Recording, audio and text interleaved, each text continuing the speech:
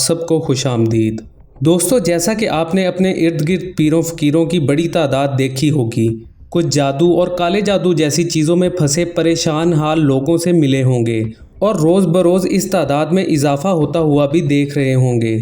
तो आज की इस वीडियो में हमने सोचा कि आपसे जादू के मुतल्लिक बात की जाए।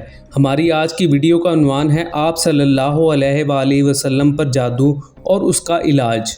दोस्तों, जादू बेशक एक हकीकत है और बाज़ बदबख्त लोग जादू करते भी हैं, लेकिन इससे बड़ी हकीकत ये है कि पूरी कायनात के खालिक व मालिक अल्लाह तबारक व तआला हैं।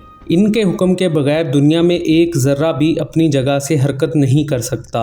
असबाब के खालिक भी वही हैं और असबाब में तासीर पैदा करने वाले भी वही हैं। कुरान मजीद में अल्लाह ताला फरमाते हैं, वो लोग किसी को जादू के ज़रिए नुकसान नहीं पहुंचा सकते थे मगर अल्लाह के हुक्म से।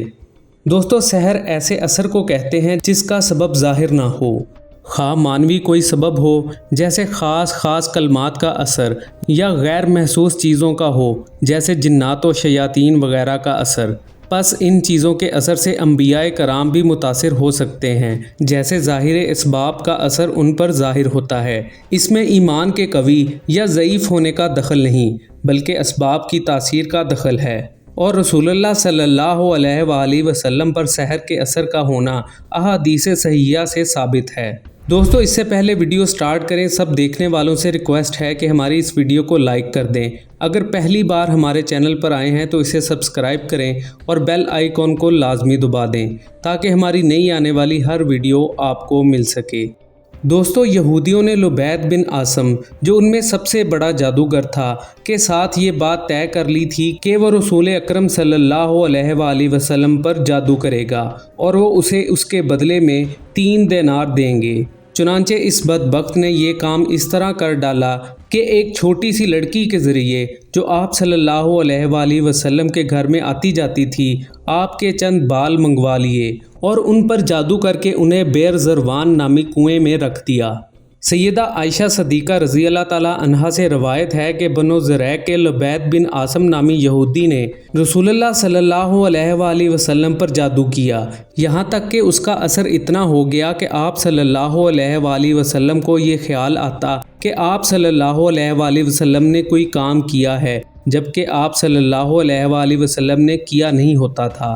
यहाँ तक कि आप सल्लल्लाहु अलैहि वसल्लम ने अल्लाह से दुआ फरमाई। इसी तरह नबी सल्लल्लाहु अलैहि वसल्लम पर जादू किए जाने के मुतल्लिक सैयदना ज़ैद बिन अरकम रज़ी अल्लाह ताला अन्हो की हदीस इस तरह नकल फरमाते हैं कि एक यहूदी नबी सल्लल्लाहु अलैहि वसल्लम के पास आता था और आप सल्लल्लाहु अलैहि वसल्लम उससे मुतमईन थे। उसने आप सल्लल्लाहु अलैहि वसल्लम पर जादू करने के लिए रस्सी में गिरहें डाली और इस अमल को एक इंसारी आदमी के कुएं में रख दिया। चुनांचे इसकी वजह से आप सल्लल्लाहु अलैहि वसल्लम कुछ दिनों तक बीमार रहे और सैयदा आयशा रज़ी अल्लाह ताला अन्हा की हदीस के मुताबिक 6 महीने तक बीमार रहे। आप सल्लल्लाहु अलैहि वसल्लम की इयादत के लिए 2 फरिश्ते आए। उनमें से एक आपके सर के पास और दूसरा पैरों के पास बैठ गया। एक ने दूसरे से पूछा, क्या तुम्हें मालूम है कि इन्हें क्या बीमारी है? दूसरे ने जवाब दिया, फ़लाँ यहूदी आपके पास आता था, उसने आपके लिए रस्सी में गिरहें लगाई हैं और उस अमल को फ़लाँ अंसारी के कुएं में रख दिया है। लिहाजा अगर आप इस कुएं के पास किसी आदमी को भेजें और वो गिरह को निकाल ले तो कुएं के पानी को जर्द पाएगा। फिर जिब्राइल अलैहिस्सलाम आप सल्लल्लाहु अलैहि वसल्लम के पास मौज़तैन लेकर तशरीफ़ लाए और कहा, यहूदियों के एक आदमी ने आप पर जादू किया है और जादू का अमल फ़लाँ कुएं में है। कहते हैं आप सल्लल्लाहु अलैहि वसल्लम ने एक आदमी, रवायत के मुताबिक हज़रत अली को भेजा तो उन्होंने देखा कि पानी जर्द हो चुका था। फिर उन्होंने सहर ज़दा रस्सी निकाल ली और वापस आ गए। फिर जिब्राइल अलैहिस्सलाम ने आप सल्लल्लाहु अलैहि वसल्लम को हुक्म दिया कि एक आयत पढ़कर एक गिरा खोलते जाएं। लिहाजा आप सल्लल्लाहु अलैहि वसल्लम ने एक गिरा खोली, फिर एक एक आयत पढ़कर गिरहें खोलते गए। जूं जूं गिरहें खुलती थीं, आप सल्लल्लाहु अलैहि वसल्लम उसकी वजह से तखफीफ महसूस फरमाते थे, यहाँ तक कि आप सल्लल्लाहु अलैहि वसल्लम सेहतयाब हो गए। और एक रिवायत के मुताबिक आप सल्लल्लाहु अलैहि वसल्लम ऐसे खड़े हुए गोया कि आपको बंधन से आज़ाद कर दिया गया हो اور وہ یہودی اس حادثے کے بعد بھی نبی صلی اللہ علیہ وآلہ وسلم کے پاس آتا تھا، مگر آپ نے اس کے سامنے کسی چیز کا ذکر نہیں کیا اور نہ کبھی اس کی سرزنش کی، یہاں تک کہ وہ مر گیا۔ ایک روایت میں ہے کہ نبی کریم صلی اللہ علیہ وآلہ وسلم خود اس کنویں کی طرف تشریف لے گئے، اس کے پاس لگی ہوئی کھجوریں تھیں۔ پھر آپ صلی اللہ علیہ وآلہ وسلم نے واپس آ کر فرمایا، اے عائشہ، اس کا پانی ایسے لگ رہا تھا جیسے اس میں مہندی بھگوئی گئی ہو، اور اس کی کھجوریں شیطانوں کے سروں کی مانند نظر آ رہی تھیں۔ میں نے کہا، اے اللہ کے رسول، آپ نے اس جادو والے عمل کو نکال کر جلا کیوں نہیں دیا؟ آپ صلی اللہ علیہ وآلہ وسلم نے فرمایا، نہیں، اللہ تعالیٰ نے مجھے عافیت دے دی ہے، اور اب میں ناپسند کرتا ہوں کہ لوگوں میں اس شر کو خواہ پھیلاؤں۔ پھر آپ صلی اللہ علیہ وآلہ وسلم نے حکم دیا اور اس عمل کو دفن کر دیا گیا۔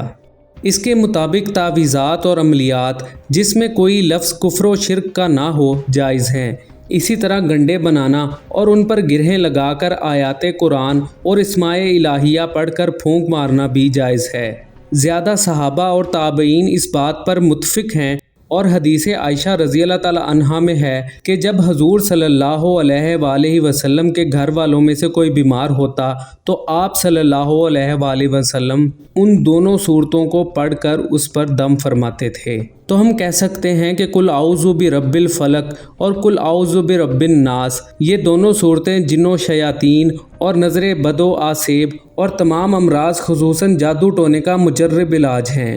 ان کو لکھ کر تعویذ بنائیں اور گلے میں پہنائیں، اور ان کو بار بار پڑھ کر مریض پر دم کریں، اور کھانے پینے کی چیزوں اور دواؤں پر پڑھ کر پھونک ماریں اور مریض کو کھلائیں۔ انشاءاللہ ہر مرض خصوصاً جادو ٹونا دفع ہو جائے گا اور مریض شفا یاب ہو جائے گا۔